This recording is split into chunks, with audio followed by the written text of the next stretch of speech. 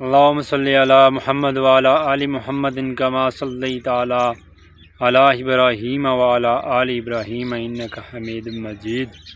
اللہم بارک علی محمد وعلی آل محمد کما بارکت علی ابراہیم وعلی آل ابراہیم انک حمید مجید۔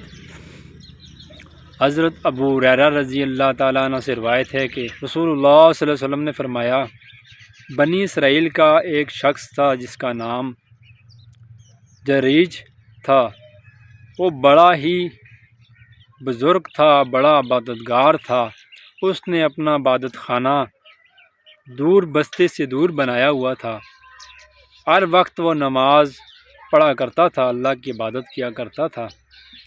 ایک دن اس کی ماں آئی، اس نے بلایا، ہے جریج۔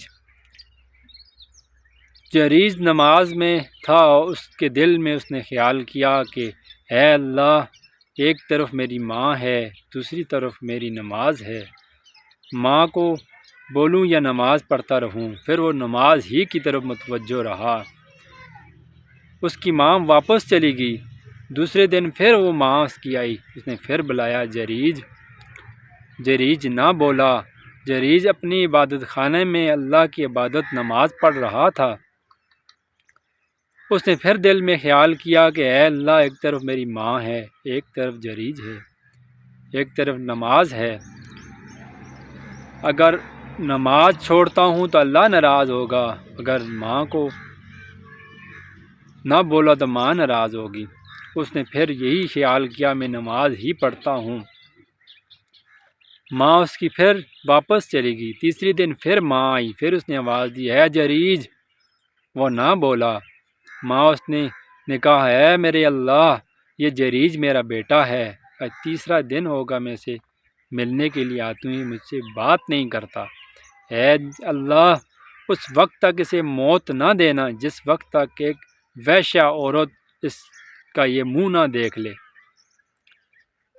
کوئی عرصہ گزرا تو ایک بنی اسرائیل کی ایک ویشیا عورت تھی، بڑی خوبصورت عورت تھی، ہر ایک کو اپنے جنگل میں پھنسا لیتی تھی اپنی خوبصورتی سے۔ سب لوگوں نے کہا، تجھے مانیں گے تب جب تو جریج کو بھی اپنی پھنسا لے، اسے بھی گمراہ کر دے۔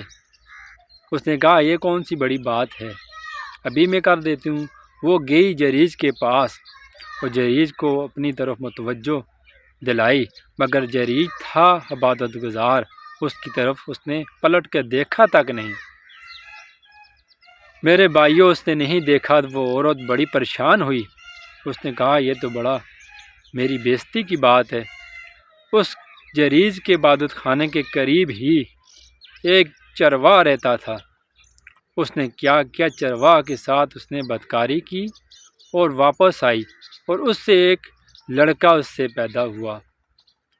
جب وہ لڑکا پیدا ہوا تو لوگوں نے کہا، یہ لڑکا کس کا ہے؟ اس عورت نے کہا، یہ تو جریج کا ہے۔ لوگ گئے جریج کے پاس، اس سے آواز دی، مگر وہ نماز ہی پڑھ رہا تھا، عبادت ہی کر رہا تھا۔ لوگوں نے اس کا عبادت خانہ توڑ دیا اور اسے مارنے لگے، مار مار کے اسے لہو لہان کر دیا۔ جریج نے کہا، مجھے بتاؤ تو صحیح، تم مجھے کیوں مار رہے ہو؟ مارنے کا سبب تو بتاؤ۔ لوگوں نے کہا، فلاں عورت کے ساتھ تو نے بدکاری کی، اس سے ایک تیرا لڑکا پیدا ہوا، تو کہتے کیوں مار رہے ہو؟ اس نے کہا، اچھا یہ بات ہے، اس بچے کو لے کر آؤ میرے پاس اور مجھے چھوڑو، ابھی معلوم ہو جاتا ہے۔ اور جریج نماز کی طرف متوجہ ہوا اور اللہ سے دعا کی اور بچہ لے کر آئے۔ بچے کے نماز پڑھ کے فارغ ہوا، بچے کے پیٹ پہ ہاتھ رکھا اور کہا، اے بچے، بتا تیرا باپ کون ہے؟ اس بچے نے پھر بتایا کہ فلاں چرواہ میرا باپ ہے۔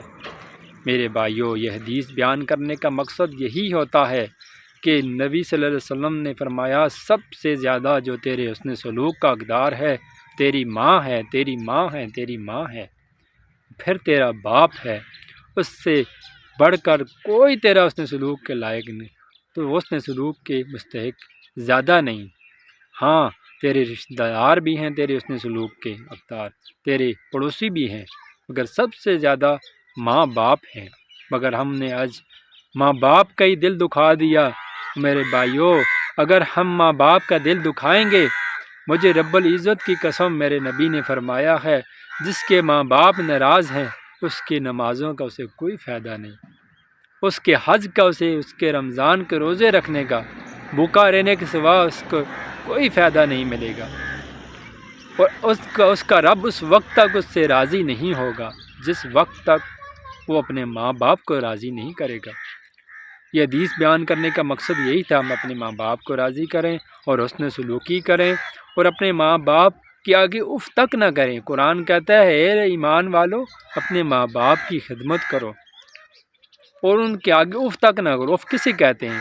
تم ان کی خدمت کر کر کے تھک جاؤ تو اتنا بھی نہ کہو اف میں تھک گیا، اتنا بھی نہ کہو، اتنا بھی تمہارا رب تمہیں اجازت نہیں دیتا۔ اور ان کے لیے ہر وقت دعا کیا کرو، ہر وقت دعا کیا کرو، اے ہمارے رب، جس طرح انہوں نے ہم پر بچپن میں ہم چھوٹے تھے، ہم پر انہوں نے رحم کیا، محبت کی، انہوں نے ہم پر رحم کیا، شفقت کی، اے اللہ تم ہی ان پر رحم کر، ان پہ شفقت کر، ان کے گناہوں کو معاف فرما۔ دعا کیا کرے اپنے والدین کے لیے۔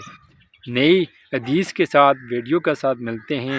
ابھی تک آپ نے میرے چینل کو سبسکرائب نہیں کیا تو سبسکرائب کر لیں، اور ویڈیو کو لائک کریں، زیادہ سے زیادہ ویڈیو کو واٹس ایپ کے گروپ پہ، فیس بک کے گروپ پہ شیئر ضرور کریں، تاکہ حدیث ہر انسان تک پہنچے، تاکہ وہ اپنے والدین کو اچھا سمجھے، ان سے اچھا سلوک کرے اور بدسلوکی نہ کرے۔ اگر ہم بدسلوکی کریں گے، ہماری دنیا بھی خراب اور آخرت بھی خراب۔ خدا حافظ۔